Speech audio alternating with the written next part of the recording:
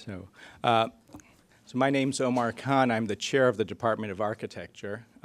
First, I'd like to just sort of thank Martha and Nick for putting together this incredibly interesting symposium for us today. Nick unfortunately had to leave us for good reason, but thank you very much for doing that. I also like to, it's great to see a lot of our students sitting in on this.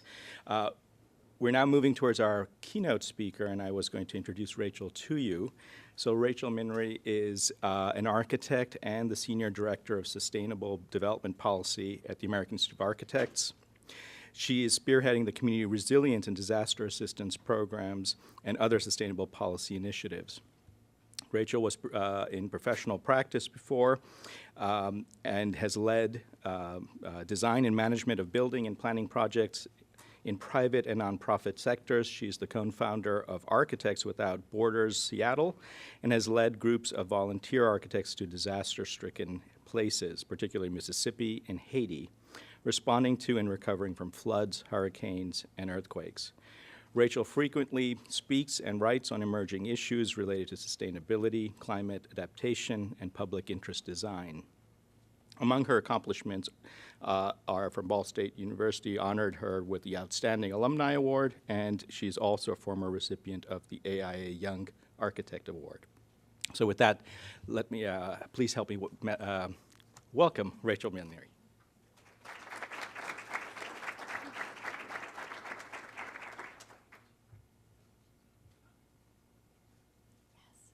Worked. All right. Thank you. So I get the tricky challenge of not being repetitive with all of our great speakers today. But if and when I am, I would like to say that redundancy is resiliency. The light, you want to get the lights?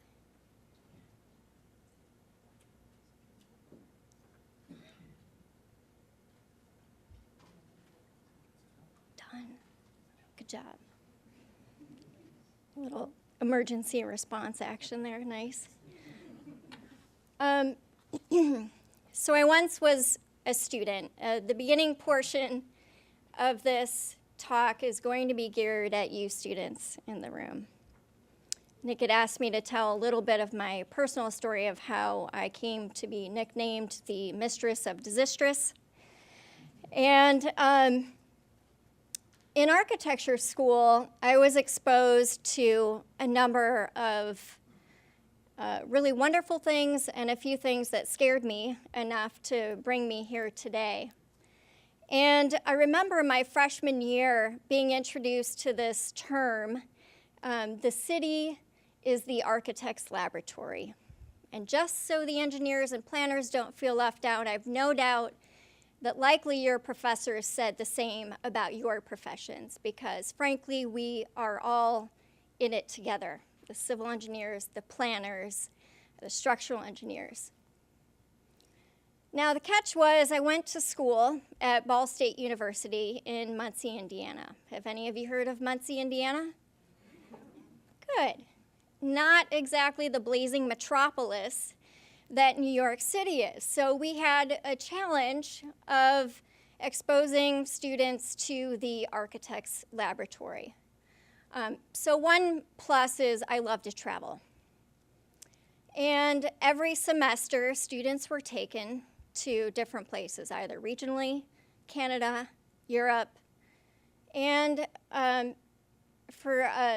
not to overburden you with generalizations, but I became really interested in this notion that is quite an obvious truth, and that is that the buildings I was going to build as part of my professional career were going to be heavily based on decisions that were made decades, if not centuries ago. The transportation systems, the infrastructure, the street grid, the building types and the clusters, all innately different to each city. And where we've chosen to build a number of our cities have been based on natural resources, mainly water. And the proximity to waterways, hello Buffalo, for the transportation of goods and services. And yet that proximity to that very thing that gives us life is also what can make us our most vulnerable. So as I mentioned to you, even going to school in Muncie, Indiana, I had an opportunity in my thesis year to take advantage of a satellite studio in Miami, Florida. So a pretty different climate than Indiana. And I had the great pleasure of working with a professor there who's become actually a lifelong mentor to me. And his name is Ricardo Alvarez. And Ricardo was consulting in a very different way from most practicing architects that I knew. He was working with people on hazard mitigation. And so just after, within a few years of Hurricane Andrew striking Miami and South Florida, was when I was a student here in the satellite studio. And it occurred to me that the vulnerabilities of our cities were not something that we were talking about, at least in my coursework in school. It's very different academic environment than we are in here today, and I'm very grateful for it. So what Ricardo did is he took me on a few site visits that clearly have stuck with me through today. And I was impacted emotionally and intellectually by the notion that whole communities can quite literally be wiped off the map in one moment, in one event, with one disturbance. And yet part of our duty as architects is to protect the health, safety, and welfare of the public. And how do we do this, and when do we do this, if not immediately after a disaster, or in trying to prevent the damages that disasters will induce? So another startling fact about Homestead, Florida, and other areas is that the majority of damage, oftentimes in coastal environments, is delivered to homes or single-family residences. And yet only 10% of the homes in the US are designed by an architect. So we have a little bit of a gap here in the ability for architects to protect the health, safety, and welfare of the public. So Ricardo, in some respects, turned my frown upside down, and instead he tried to empower me with different ideas about how architecture, how design can be used as a way of mitigating this damage. And so by way of example here, we have a hospital, as you can see, it's right on the coast, right? If you can see water, you're not resilient, is a famous quote that I've heard.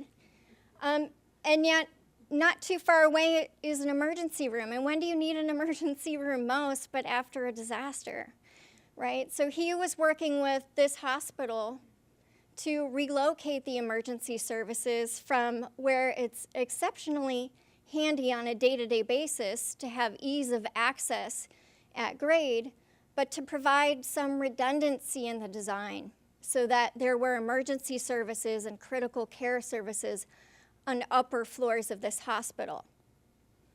So this ground floor area was designed with breakaway walls and doors so that when storm surge did come in, it would flow through the ground floor of the building, and yet the upper floors could maintain operation, again, when it's needed most. Now, this is not a code issue. It's not a building code issue.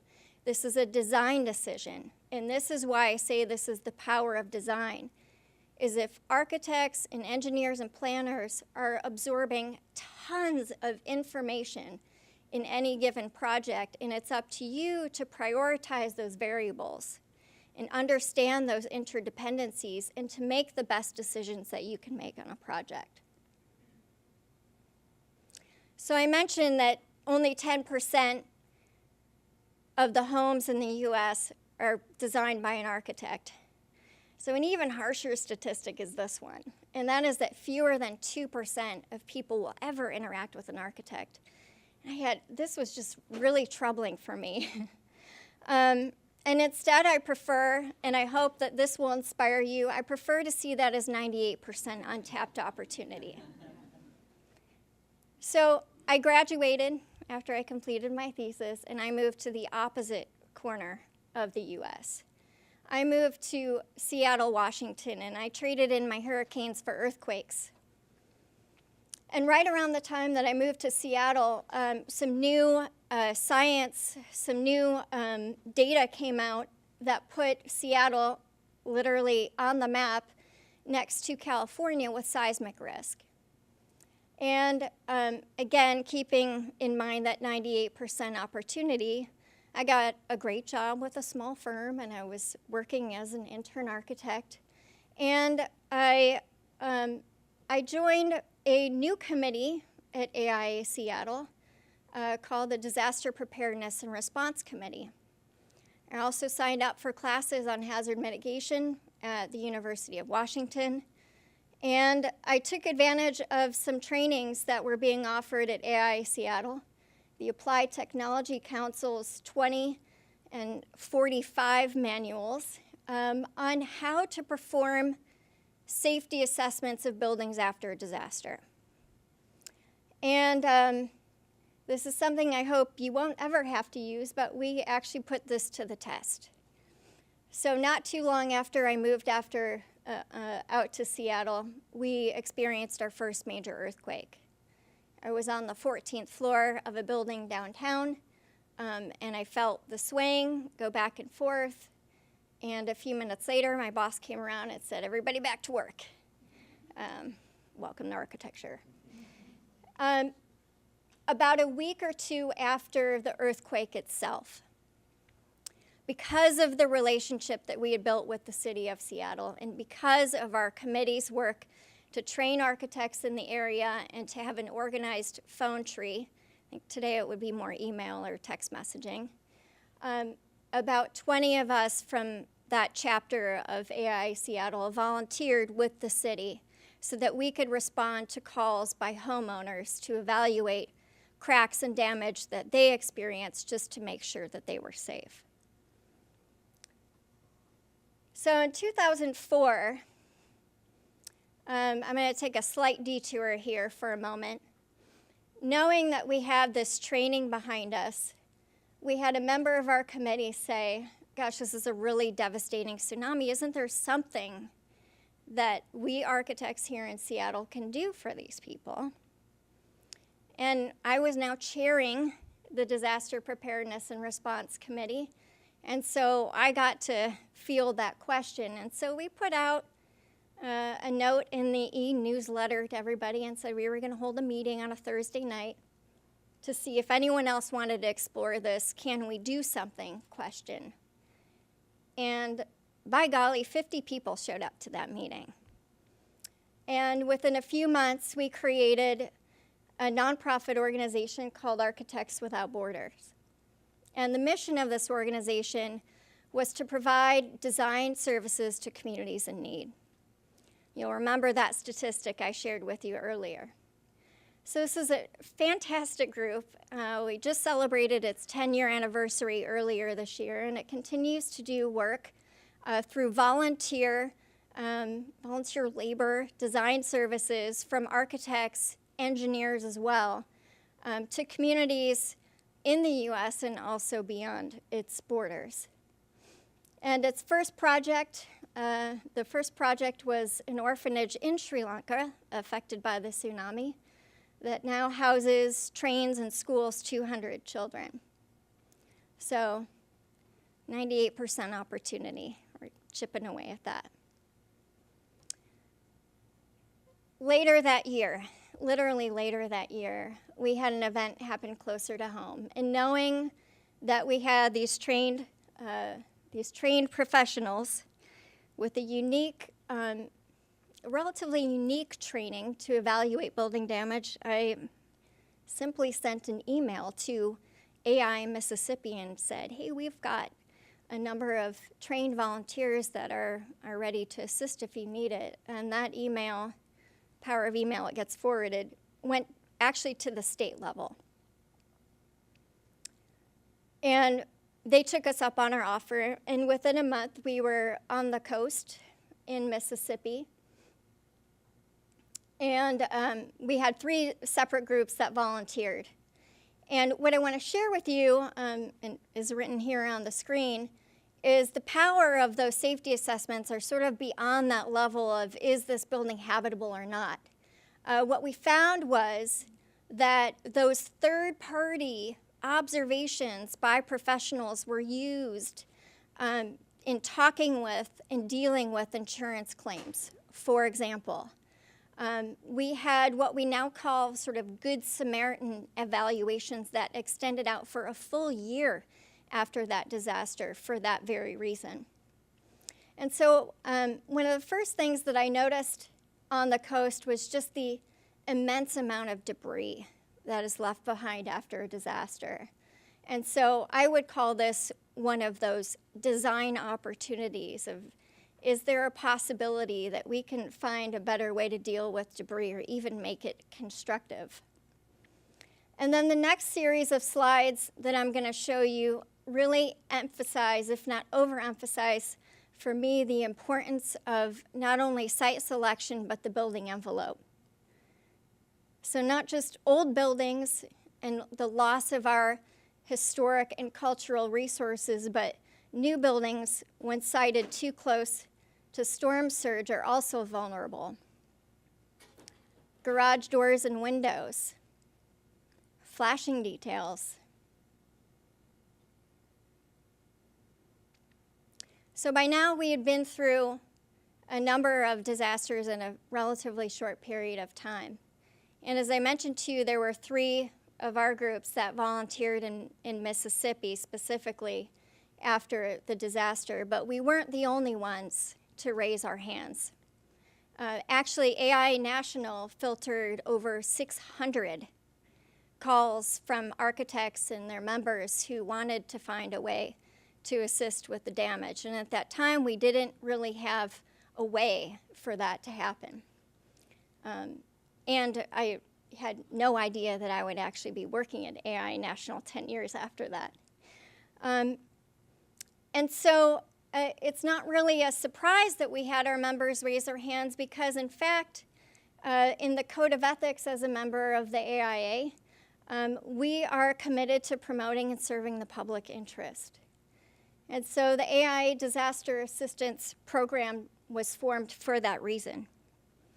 So it was back in 1972 when they recognized the role of the architect to protect public safety, and the program was predicated on the notion of equipping architects with the ability to perform these safety assessments that I just described to you. Now, in order to convey the value of that volunteer service, this is just an incredible example of how spending a day in training or 2 days in training by the AIA allowed, in this case, in 2011, the nation experienced 2 major tornadoes, and this one in Alabama, evaluating 5,000 structures with the work of volunteers. And the fact that that related to $300,000 in wouldn't say credit, but in service that went towards the recovery of the disaster in that area. And now that brings us to Sandy. And the screen is dark for a reason. We've seen this image before. And what I want to describe to you here is perhaps a little bit different. So with Sandy, we know about the wind and water damage. But as architects, as built environment professionals, it's also important to think about the cascading effects or secondary hazards related to the initial primary hazard. So in this case, we experienced urban flooding. We experienced fires, erosion. We mentioned health impacts. Actually, half of all injuries and harm occur after the initial disaster.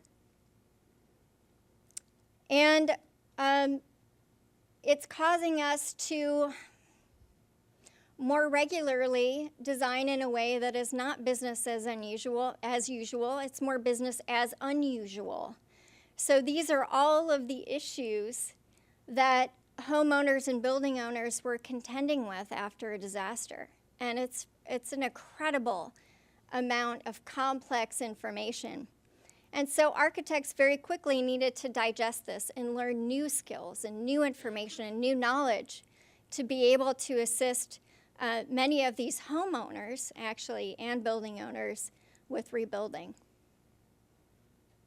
So the unfortunate part about Sandy, well, many unfortunate things, because New York and New Jersey did not have a good Samaritan law in place, we were not able to utilize these trained volunteers to do building safety assessments because they did not have the liability protection to provide their services in good faith. Fortunately, New Jersey since that time has enacted a good SAM law, but New York is still working on it. So we got creative and we found some new ways to provide support, and that was to go back to that list of all of those recovery issues after a disaster. And what we did is we trained local architects with updated building code and zoning code regulations that went into place specific to Sandy. And we had really what was kind of an open house in a number of different neighborhoods. And we had these trained architects working alongside homeowners to help them answer some of these complex issues. And it was really, I think, a wonderful and successful experience for both sides, and we've looked at employing that model in other hazards since. So I want to share with you a couple of the hiccups along the way. Now, when you're designing for hazard mitigation, your design is only going to be as good as the data that you're using. And what I mean by that is when Sandy hit, the flood maps in the New York region were 30 years old. 30 years is a long time. It's so long that the number of buildings doubled, the number of people doubled who are now in a floodplain. So how can you address hazard risk, climate risk, if you don't know you have one? So I say this out loud to you all today because, one, I want to encourage you who are in practice or will be heading towards practice to consult your local hazard mitigation plans. I think they're a vastly underutilized resource. We take it for granted that hazards are addressed in the building code, and I'm going to get to that here in a moment. And second of all, if your information is not current, then you need to seek it. Otherwise, some of the risk that we have for liability is we have another Sandy hit again, and you could have a client that comes back to you and says, "Why didn't you tell me?" So we need to be making some very careful and thoughtful decisions about how and where we build. So some of the other things that our volunteers did was convey and employ some of these mitigation strategies that really almost had to be written from scratch because our nation had never experienced a flood in the biggest city in the US before. And so many of the best flood design guidance were not applicable to the type of density and attached buildings that we saw in New York City. What we do know, and this is a distinction I would like to make here, is that the investment pays off. And I'm going to talk about sustainability in a moment. But the distinction I really want to emphasize here is that mitigation is not the same as resilience. Mitigation is a strategy to either buy down or reduce your risk to hazards. Resilience is not a static state, it's a dynamic state. It is ever evolving. So I want us, especially as professionals, to carry a common language when we talk about this, so we are not overselling or over-assigning expectations with our clients and communities about the level of protection that can be afforded in your design work. Okay. So, mitigation, unfortunately for Sandy, is not going to be enough to create a state of resilience. But this is the more global case, okay? So nationally, we are, and we've seen this, the occurrence of disasters is more frequent and the severity is more intense, and it's creating a financial problem for all of us. It's not just New York and New Orleans that are recovering, it's everybody, because it's become an economic problem. And we see that it's a problem because there's an incredible amount of activity happening at the federal government. And one of those is the update that is due in 2017 for the National Flood Insurance Program. We don't know yet what that's going to look like, but what I can tell you is that there are loud rumblings about some dramatic shifts in flood insurance, including privatizing insurance. And why is that a problem? We live in America. We like to privatize everything because the free market will drive competition. Except that currently, much of the risk, flood risk in the US, is subsidized. And if people had to pay the actual value of their risk on an annual basis, they very likely would not be able to afford where they live anymore. So I don't want to get too doomsday on you, but it's probably too late for that anyways, right? But this is definitely one to watch because it could drastically change the way that we approach our built environment. Now I'm going to get into the specific role of architects. We've got this national economic problem. What is it that we can do about it? Well, one is we need to get out of this cycle of responding to disasters. It's far too frequent. As I mentioned to you, the disaster assistance program is heavily focused on response and therefore preparedness. But we're really shifting our efforts to focus more on mitigation. And in 2014, the AIA adopted this new position statement on resilience. It's underneath our sustainability portfolio. And the 4 aspects of sustainability that we're focusing on also include other aspects that touch on climate change, like energy and health and materials. But what I find interesting about our position statement on resilience is it not only includes natural hazards and climate change, but also our use of natural resources is not an unending supply, and the impacts of population growth. So all of these different variables that are conspiring to give us some very difficult challenges to contend with.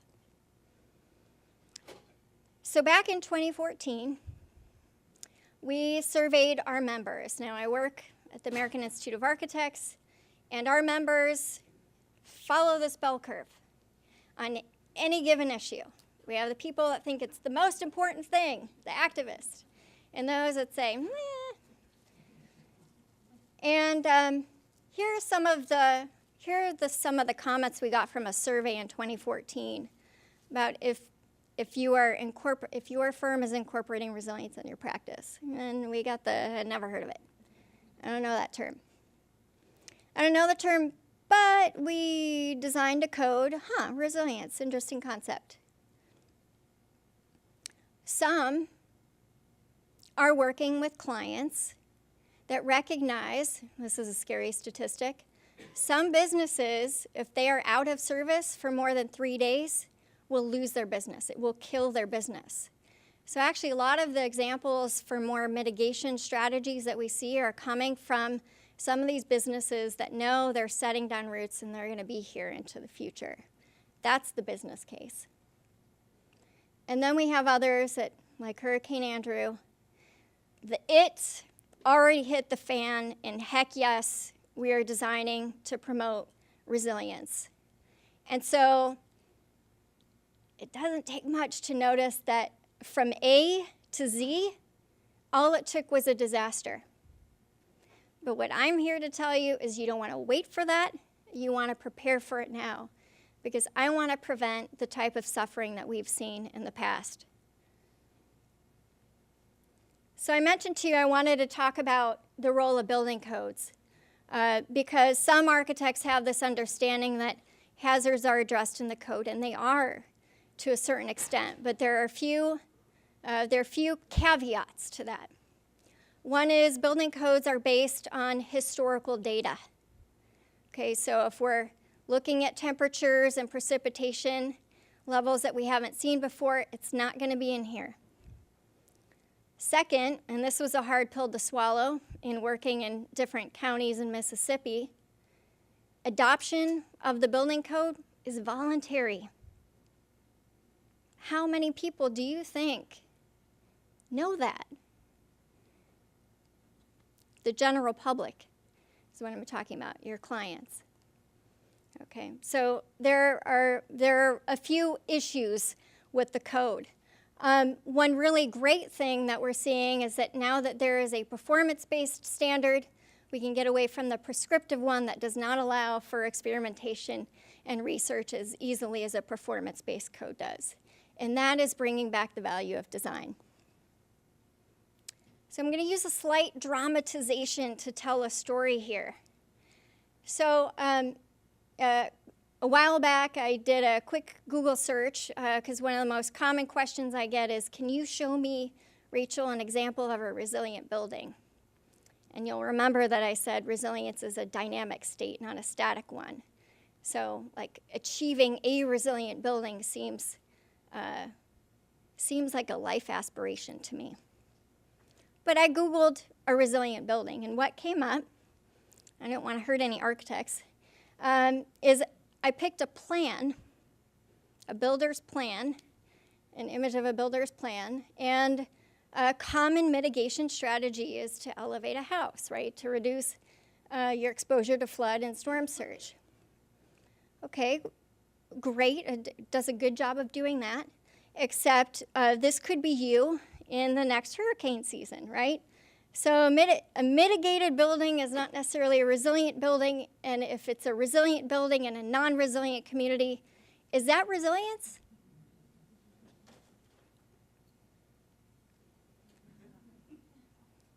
Right? So in some respects, quite frankly, and I'm glad the dean said it this morning in his opening remarks, is that we've been kicking the can. We've been kicking the can down the road. The seas have been rising since the early 1900s, before we were all born. This is not new news. And we really need to start working within our communities to be looking at, in some respects, hospice care for some coastal communities, right? We need a certain level of visioning and working with communities to look at a different plan and a new way of being, and to start imagining what it might be like here in Buffalo, New York, as people start retreating from the coast, away from the coastline. So what I might consider as not necessarily a secondary hazard, but a cascading effect of climate change is population growth in cities that are away from the coastline. So we know about the higher highs and the lower lows. We've seen that already today. I also want to describe to you that there is a certain level of work that we can do in the building industry, and there are some things we can't. And this is one of the reasons why resilience is a really tricky situation. So land use regulation is not something we can tackle at the federal level. It's all local. Risk transfer, we all have building insurance, so it also gives us this kind of a state of false comfort or risk denial. And we talk a lot about new construction methods, but in fact, 80% of the built environment that will exist 30 years from now is already here. So the big challenge is, what are we going to do with the buildings we already have? So if we're not going to do this through voluntary standards, through looking at rating systems that talk about resilience, the federal government is going to start catching up with us. And so I've listed here just a few of the key regulations that came into play that have affected our building codes. And just since 2016, we've seen a few of these. So the GSA, a leader, actually the nation's largest building owner, now has in their standards that you have to incorporate climate change issues for mission assurance. In other words, for continuity of operations. Executive orders have come into play for any federal funding for buildings in areas that are affected by earthquakes, flood, and fire. And then finally, you'll remember that I mentioned that building codes are voluntary. Perhaps not for much longer, not if you want to get federal assistance post-disaster. And that's by way of what came out as public comment earlier this year, FEMA's disaster deductible. So incentivizing building safer rather than penalizing communities that don't. So at the AIA, I know I've got just a few more minutes here. Shocks and stresses, I mentioned the variables that we are working with and how population growth can affect vulnerability, for instance. At the AIA, we're working on our big issue currently is education. So we've sort of tackled, you can find a number of resources on our website that consensus around terminology and what our vision and what our goals are. Now we need to educate our architects and educate the profession to be able to provide the services that they will need to provide in order to respond to these new problems, especially as they grow into our future. And one of the places we start is just where we are. So another common question we got, and I think Martha asked it in the last conversation, was what's the difference between sustainability and resilience? And there have been a lot of comparisons around the sustainability movement with this resilience movement. And sustainability did a lot of great things, and there are a lot of commonalities with the resilience movement. And the first thing sustainability did is it got us to just be really efficient. Smart buildings, efficient buildings, as I say, really tightening up our belts. And what resilience has done instead is we realized that we need to plan for the rainy day or the Snowvember day. And it's not just tightening our belts, but we really need a belt and suspenders approach. We need to be planning for these issues that are no longer, probably not going to happen to me. Probability is pretty high, especially when you're looking at the service life of a building for a number of these risks. So when people ask me, what is a resilient building? The answer is a resilient building is found through design process. These are what we call, and what you'll see on our website as qualities that promote or enhance resilience. And the focus, again, is if you are looking at designing for the service life of the building, chances are you're going to arrive at some of these qualities anyhow. So you remember the dramatizations of the buildings today and next hurricane season and 25 or more years from now.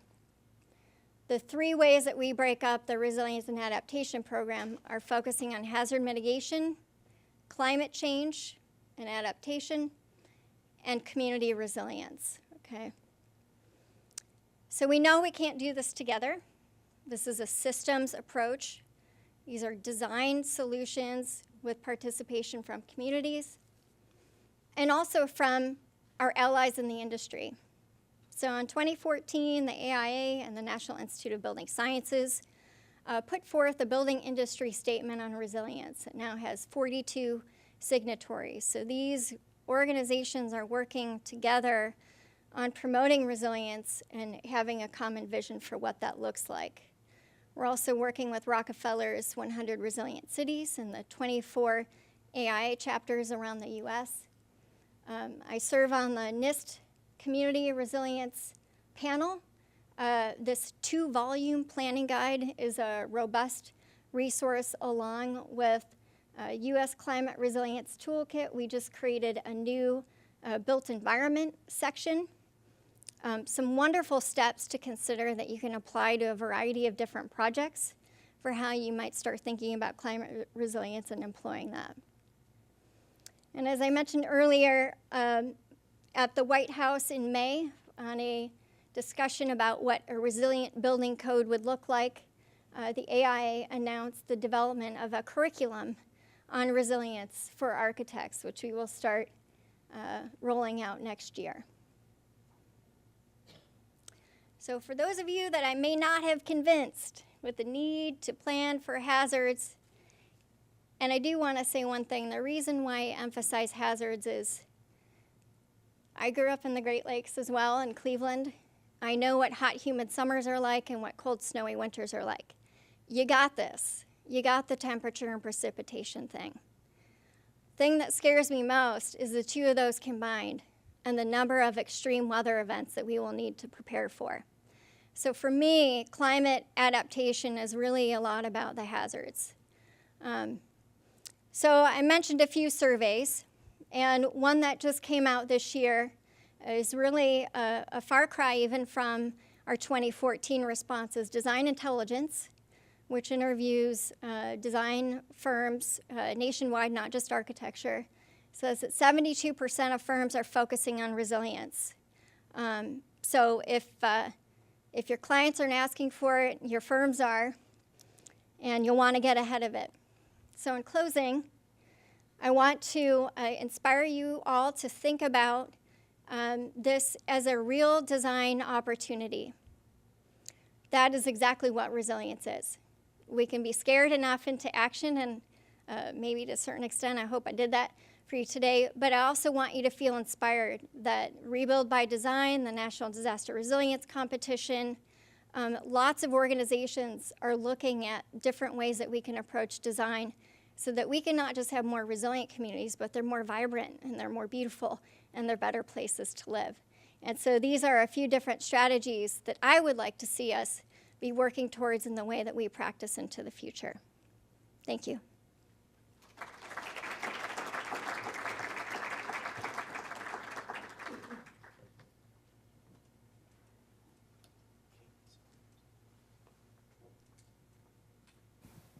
Some time for some questions.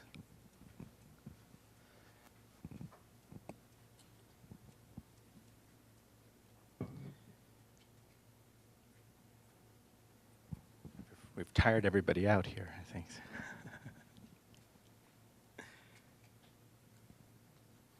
Can I ask a question? Oh, you absolutely. Okay. Well, you said I was. So I'm curious. I shared some survey results with you here. I would love to survey the room. How many of you are currently incorporating resilience in your work, of the practitioners here in the space? To a certain extent. Yeah. Yeah? Any comments over there? It's data needs resilience, data centers, and then Yeah. laboratory animals, and then people fall down into that. Sports stadiums. Also critical facilities. Yeah. Okay. Okay. Is anybody in this area or this region on your committee? I'll repeat it. So the question was if anyone from this region or area is on the committee. And I'm glad you asked. The AI has a number of ways for people to get involved. And you'll remember I mentioned that I was on the National Disaster Assistance Committee. And now I get to work with the committee all the time. I guess I just couldn't escape it. We wanted to create a way that was inclusive for all AIA members to participate in this resilience movement. And committees don't really let us do that to that extent because they're smaller, 6 to 10 people. So we've created more ways for people to get involved. We still have the Disaster Assistance Committee, but we also have a resilience network. And that resilience network, our sneaky inroads to that is if you go to our website, you fill in a member profile. And the whole reason that we do that member profile is that we want to get a better idea of who our members are, what their interests are, and what their expertise is, so that we can better match you with opportunities that come up. So that leads me to mention that your very own Nick here at the University of Buffalo is participating in one of those opportunities out of that, and that is our Resilient Education Working Group, which is kicking off this December. Yeah. Hi, I was president of AIA New York State the year of Sandy. And so my term was ending because it was in, you said early October, but Yeah. The Good Sam Act had been on our agenda, advocacy agenda before that, but of course after Sandy we thought, no problem, slam dunk, of course the legislators will step up, and as you mentioned, it's still on our advocacy agenda. And I'm wondering if you have any, if AIA National, what measures they've taken in terms of advocacy, because you are correct that without that legislation, you know, there's only architects there's only so much we can help. Yeah, I'm glad you brought that up because AI New York has been working feverishly on that for years. And I don't know if this will make you feel any better, but the state of Mississippi still doesn't have a Good Samaritan law. We used I got a temporary letter from the governor that deemed us contractors of the state, and I waited until that letter arrived in my hot little hands before we went down to the coast. But we don't want to do that on a case-by-case basis. We want to be ready to respond as quickly as we can. So yes, AI does have resources, and we do regularly support states that are working on legislation, and it's pretty incredible. A lot of AI chapters throughout the U.S. have devoted significant resources to making that happen, New York being one. And so for those of you that might be working with others elsewhere, the AI has a model law for Good Samaritan legislation. I could go on about this, but I do want to caution everyone that it could be the nuance of just one word. I know the trial lawyers have added a lot of character to this process. And it can be just the flip of one word that can provide a loophole, potential loophole for volunteers. So we are ever watchful of how our members are volunteering after a disaster so that we can keep up with any potential threats, if not actual true liability issues that come up.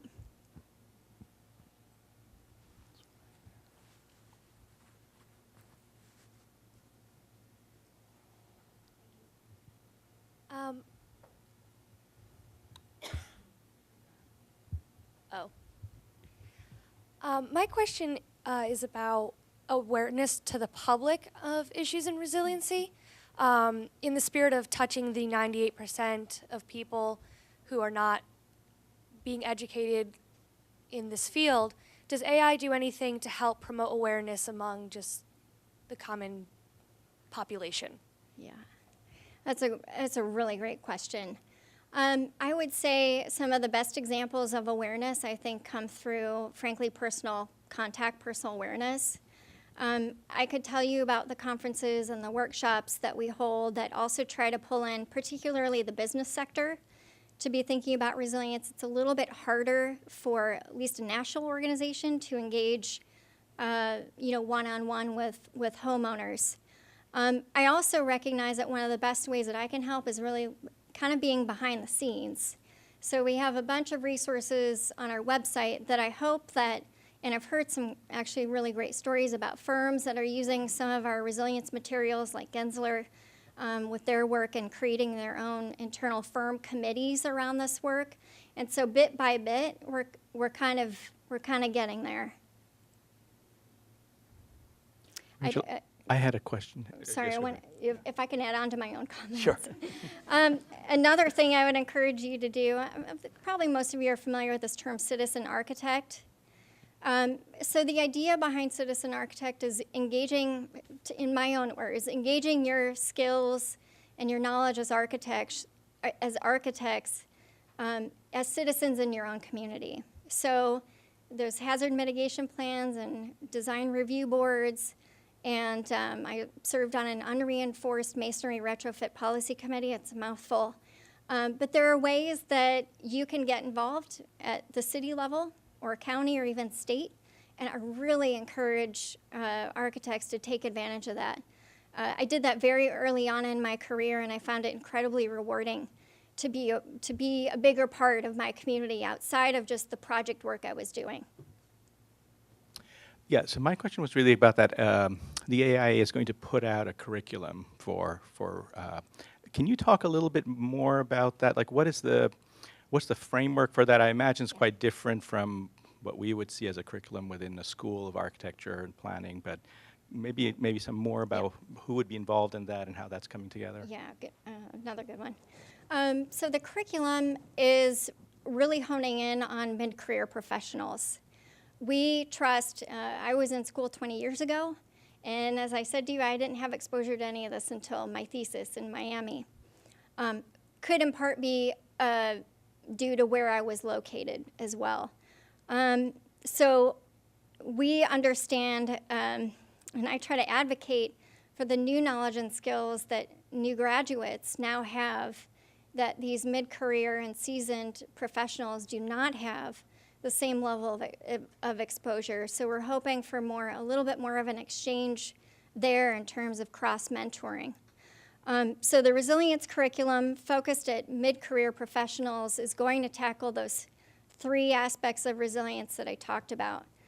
So climate adaptation, community resilience, and the reason why I mentioned community resilience is I've heard it sort of mirrored back to me that engineers do a great job of incorporating science, but what architects do is they incorporate science and make it meaningful to people.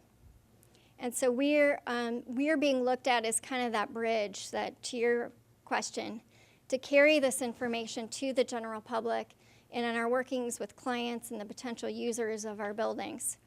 And then finally, the basis of the program, which will be focused on hazard mitigation. And that starts with good data. So hazard and vulnerability assessments will be a precursor to that work.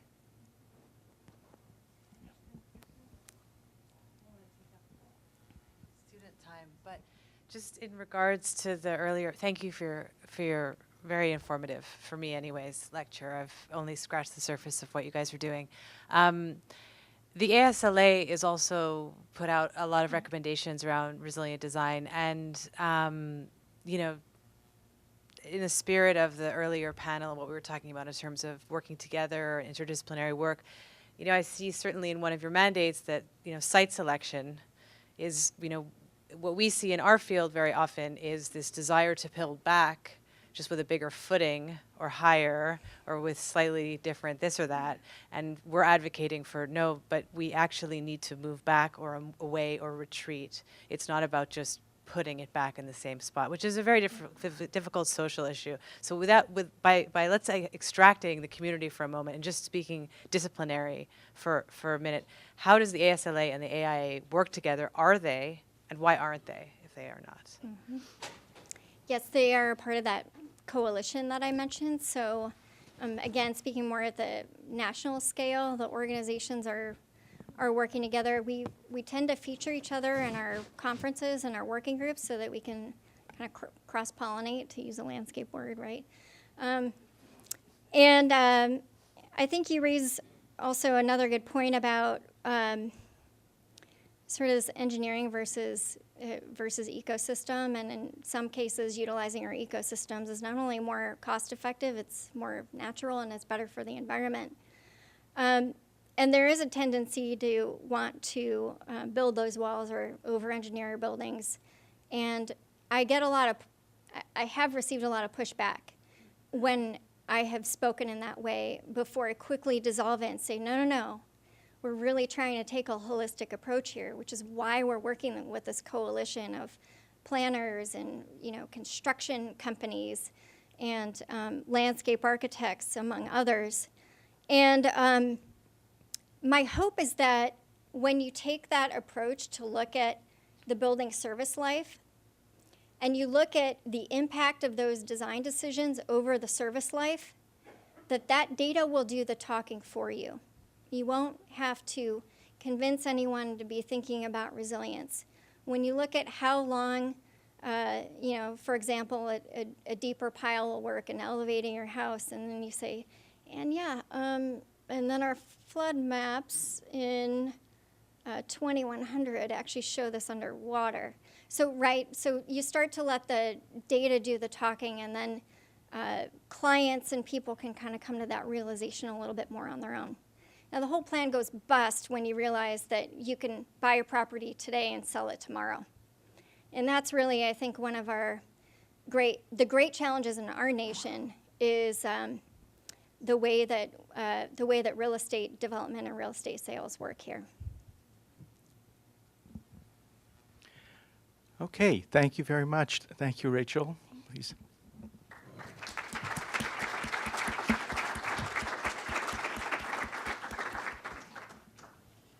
So that brings us to a close.